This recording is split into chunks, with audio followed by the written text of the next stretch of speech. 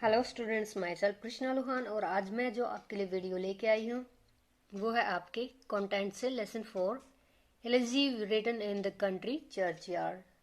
The writer name is Thomas Gray. ये poet हैं। तो इस कविता को मैं जिस तरह से या जितने भी क्वेश्चंस में डिवाइड करूंगी उनके आंसर्स में आपको कैसे लिखना है वो भी मैं आपको साथ साथ बताऊंगी। As you know that your question is having 12 marks and accordingly 6 marks also। दो तरह से क्वेश्चन आपका आएगा, 12 नंबर में या फिर 6 नंबर में। दोनों तरीके से किसी भी लेसन से कोई भी पार्ट इसका उठा के आपको दिया जा सकता है, तो आप दोनों तरीके से ही तैयार रहिएगा। मैंने सभी का एक जो है समरी में इसको डिवाइड कर दिया है। समरी का कौन सा पार्ट आपको कौन से क्वेश्चन के लिए उठाना है वो भी मैं आपको इसमें बताऊंगी। सबसे पहले हम समझ लेते हैं समरी में है क्या, यानी एलिजी क्या होती है और वो कंट्री के चर्चयार्ड में किसने लिखी, कैसे लिखी, उसका थीम क्या है या उसको किस तरह से पेश किया गया, ये सारी चीजें हम इस क्वेश्चन में समझेंगे। अगर आप चैनल पर नए हैं दोस्तों तो आपका स्वागत है। आप चैनल को सब्सक्राइब करें, शेयर करें, साथ में बेल आइकन प्रेस करना ना भूलें, क्योंकि आने वाली वीडियोस मैं आपके लिए ही बनाऊंगी। आपके सबसे ज्यादा एफर्ट्स क्वेश्चंस में और साथ में उनके जो आंसर्स होंगे उसी पे होंगे। तो आप किस तरह से क्या कंटेंट देखना चाहते हैं, किस तरह से उसको लिखना है, सारी चीजें मैं आपको 1 बाय 1 बताती जा रही हूँ। तो चैनल को सब्सक्राइब करना ना भूलें। तो यहाँ पे देखिए दोस्तों, मैंने क्वेश्चन को डिवाइड किया है। यहाँ पे थीम में डिवाइड किया है, ट्रिब्यूट में डिवाइड किया है, जो कि डेड के लिए यानी कि जो भी वहाँ पे एक्सपायर हो चुके हैं उनके लिए, फिटिलिटी ऑफ ह्यूमन प्राइड यानी कि जो आदमी का जो गर्व होता है उसका नश्वर होना भी दिखाया गया है। तो ये क्वेश्चन आपका 3 तरीके से बनता है। अब इन तीनों ही क्वेश्चंस में ये 12 मार्क्स में भी आ सकता है पूरा का पूरा, यानी आपको थीम से लेकर फ्यूटिलिटी ऑफ ह्यूमन प्राइड की एंडिंग तक लिखना है, जो किसके व्यू पॉइंट ऑफ व्यू के द्वारा हो रहा है, थॉमस ग्रे के। तो आपको ये क्वेश्चन थीम के अकॉर्डिंग लिखना है तो समरी डाल दीजिएगा उसमें, जैसे मैंने पूरा ही क्वेश्चन तैयार किया है। लेकिन अगर इसमें ट्रिब्यूट टू ओनली डेड दिया गया है तो उसमें आपको कुछ पार्ट थीम का और कुछ पार्ट आपको फिटिलिटी ऑफ ह्यूमन प्राइड का डालना है। एंडिंग करनी है आपको ट्रिब्यूट टू डेड से, ये रहेगा आपका। फिर अगर आपको सिंपली बताना है फिटिलिटी ऑफ ह्यूमन प्राइड तो आप उसमें थीम से स्टार्टिंग नहीं करेंगे, उसमें सिर्फ point of view of Thomas Gray से शुरू करेंगे।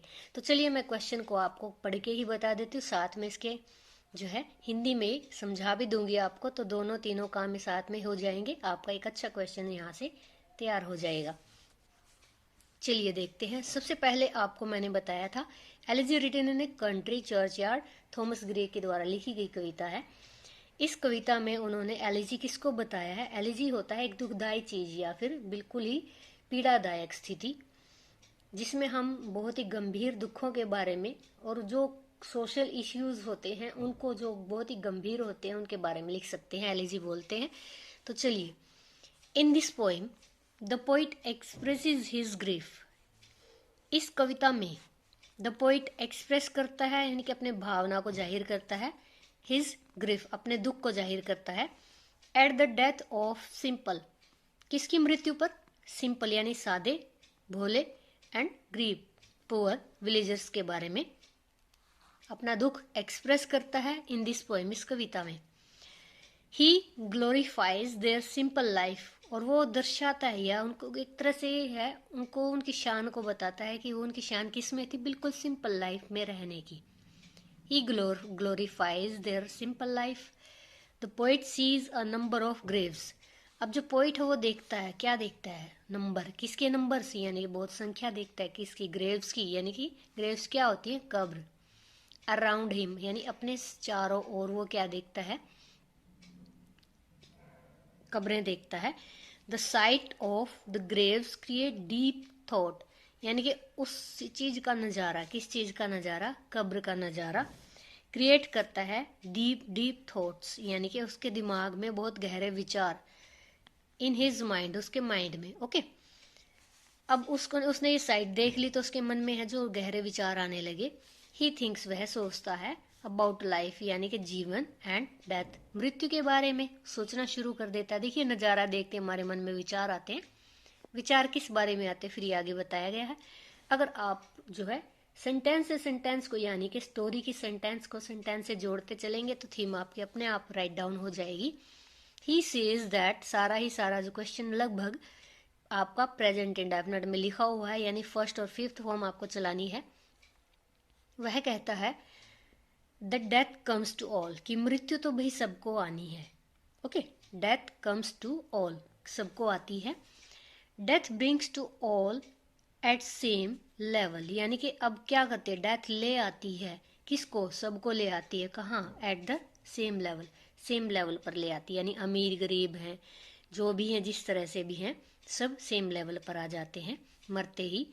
But the world honours only, लेकिन जो संसार वो है ऑनर करता है, सम्मान करता है। किसका सम्मान करता है, केवल दोज पर्सन्स, यानी उन्हीं व्यक्तियों का, हु वर वेल्दी, जो क्या होते हैं, अमीर होते हैं, एंड पावरफुल, शक्तिशाली होते हैं। यानी संसार सिर्फ उन्हीं का ऑनर करता है, यानी कि मैक्सिमम जो कब्र होती हैं हाई फाई जो बनाई जाती है, ज़्यादा सम्मानजनक बनाई जाती हैं, किनकी बनाई जाती है, जो ज़्यादा ही अमीर और पावरफुल होते हैं। ठीक है, we build big monuments on their graves, अब हम बना देते हैं, आप देख ही रहे होंगे ताजमहल बनाया हुआ शाहजहां के मकबरे पे, लाल किला बनाया हुआ है शाहजहां के खुद के ही मकबरे पे। तो इस तरह से जितने मकबरे हैं ये मुसलमानों के या हिंदुओं के भी बोल सकते हैं हम, हिंदू भी जहाँ जलाए जाते हैं लगभग, तो उनके ऊपर मंदिर बना दिए जाते हैं, नहीं बनाए दिए जाते। We write some beautiful epitaphs for them, यानी कि हम बहुत ही अच्छे अच्छे सॉन्ग्स लिखते हैं, कविताएं लिखते हैं, काव्य ग्रंथ लिखते हैं। किस पे लिखते हैं, जो भी अमीर व्यक्ति मरते हैं उनकी कब्र पर अच्छे अच्छे बड़े बड़े मोन्यूमेंट्स, इमारतें बनाते हैं। People build statues in their memory, लोग उनकी याद में, जैसे देवीलाल का पुतला है, मायावती ने तो जीते जी अपने पुतले बनवा दिए थे नोएडा में। तो इस तरह से आप देख सकते हो कि उन पे स्टैचूज बनवा दिए जाते हैं। बट दिस इज रॉन्ग, इसको क्या कहा गया, यह तो बहुत ही गलत है। Poet sees the graves of simple villagers, अब जो कवि है वो देखता है बहुत ही सिंपल ग्रेव्स देखता है, यानी कि बहुत ही सिंपल कब्र देखता है, किसकी, गांव वालों की। इन द चर्च यार्ड, अब चर्च यार्ड क्या होता है आपको पता है, चर्च का जो आंगन होता है वहीं जो जितने भी ये क्रिश्चियंस होते हैं वहीं पे दफनाते हैं। He says that these people were very poor, यानी कि जो भी चर्च यार्ड में दफनाए गए हैं वो कैसे हैं, बहुत ही गरीब हैं। So they could not get chance to rise in life, इसलिए उन्हें लगभग जो गरीब हैं इस वजह से उनको नहीं मिला, कुड नॉट गेट, नहीं मिला चांस उठने का या आगे बढ़ने का अपनी लाइफ में। Their extreme poverty suppressed their desires, उनकी जो बहुत ही अत्यधिक गरीबी जो है दबा दिया, सप्रेस्ड कर दिया उनकी इच्छाओं को। डिजायर्स क्या होती है, इच्छाओं को। If destiny had given them chance, यदि उनको भाग्य साथ देता या भाग्य उनका साथ देता या उनको मौका देता, they could also be great poet, वो भी हो सकते थे, क्या हो सकते थे, महान कवि हो सकते थे, योद्धा हो सकते थे, राजा हो सकते थे। Their talent also remain buried with them, उनका जो टैलेंट है, उनकी जो प्रतिभा है वो भी क्या हो गई, दब गई, दबा दी गई उन्हीं के साथ। देयर वर्थ एंड वैल्यू, उनकी जो कीमत या जो उनके मूल्य हैं, आप बोल सकते हो मूल्य नैतिक मूल्य होते हैं और वर्थ कीमत होता है उनकी अमीरी गरीबी के हिसाब से, तो आप दोनों में एक भी लिख सकते हो, दोनों भी लिख सकते हो। There worth and values remained, रह गई, अनोटिस्ड, यानी किसी ने उनको क्या किया, नोटिस ही नहीं किया। And they left the world unhonoured, और जो है संसार जो है कैसे रह गया, उनको छोड़ देता है संसार, अनऑनर्ड, बिना सम्मान किए उनको छोड़ दिया गया। एंड अननोन, या तो उनको जानते ही नहीं थे, क्यों गरीब व्यक्तियों को कितनों को क्या जानेंगे विदाउट एनी टैलेंट, और उनको सम्मान भी नहीं दिया गया संसार के द्वारा। दे लेफ्ट द वर्ल्ड, वो चले गए संसार से बिना सम्मान के और बिना पहचान के। देवर लाइक फ्लावर्स, वो इस तरह से फूलों के बारे में माने जाते हैं, that grows in the wilderness, जो कि झाड़ियों में जंगलों में उगे हुए हैं, जिनके बारे में कुछ ज़्यादा पता नहीं होता। These flowers spread their fragrance in a place where there is nobody to praise them. अब ये जो है ऐसे फ्लावर्स हैं जो फैलाते हैं अपनी खुशबू को इन अ प्लेस, ऐसे स्थान पर जहाँ पर देर इज नोबडी, की कोई भी उनकी जो है प्रेज देम, तारीफ नहीं करता। दे ब्लूम एंड डाई, वो चमकते हैं, खिलते हैं और मर जाते हैं। अनसीन, यानी किसी ने उनको देखा नहीं है, वो किन झाड़ियों में किन जंगलों में खिलते हैं और मर जाते हैं। But the poet sees it, लेकिन कवि इसको किस तरह से देखता है ये आपको बताती हूँ मैं। Now the poet sees as a blessing in disguise, तो इसमें जो कवि है वो उनके किस तरह से देखता है कि जो आशीर्वाद होता है इन डिसगाइज, यानी कि एक तरह से आप बोल सकते हो इसको कि उनको जो है डिसगाइज हो जाने के लिए ब्लेसिंग्स मिलती है। Wealth and power are evil in themselves, जो पैसा या पावर जो उनके पास होती है वो उनके अंदर बुराई भर देती है। दोज हु वर एम्बिशियस, यानी कि जो भी एम्बिशियस होते हैं, महत्वाकांक्षी होते हैं,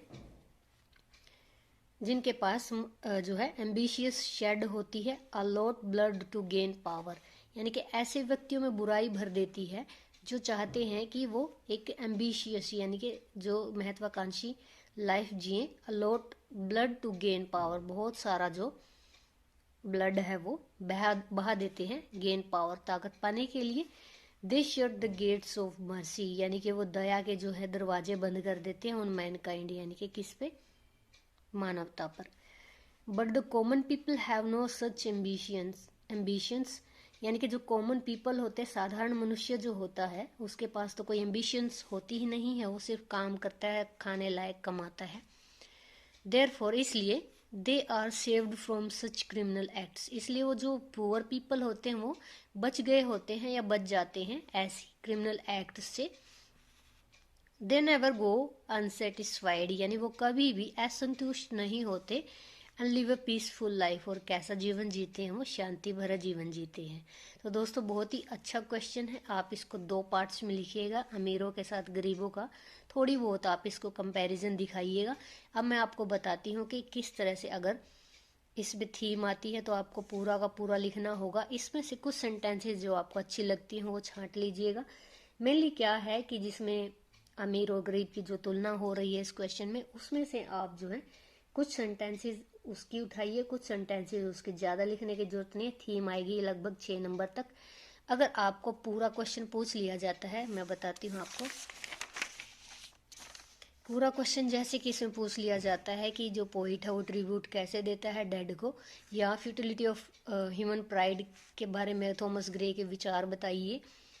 तो इस तरह से अगर वो बताता है तो आप इसमें थीम की कुछ सेंटेंसेस थीम की लीजिएगा। यहाँ पे जब थीम लिखते हैं तो पूरी थीम लिखनी पड़ती है, लेकिन जब इसमें कुछ क्वेश्चन महत्वपूर्ण क्वेश्चन पूछ लिया जाता है तो आप थीम से कुछ सेंटेंसेस आधी यहाँ से उठाइएगा इस पार्ट से, फिर यहाँ से ट्रिब्यूट टू डेड के साथ उठाते हुए फिर आपको फ्यूटिलिटी ऑफ ह्यूमन लाइफ दिखानी है यहाँ पे। इसके बाद आपको एंडिंग कर देनी है, यहाँ तक ही एंडिंग कर देंगे आप।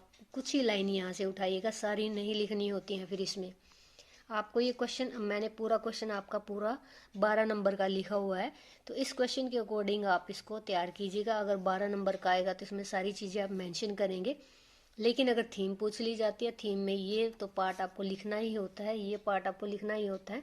इसमें से आप चाहते हैं इसमें 1-1, 2-2 लाइन छाट सकते हैं आप 6 नंबर के अकॉर्डिंग। अगर आपसे 12 नंबर का लिखने को बोला जाता है तो आप पूरा ही क्वेश्चन यहाँ से उठा लीजिएगा।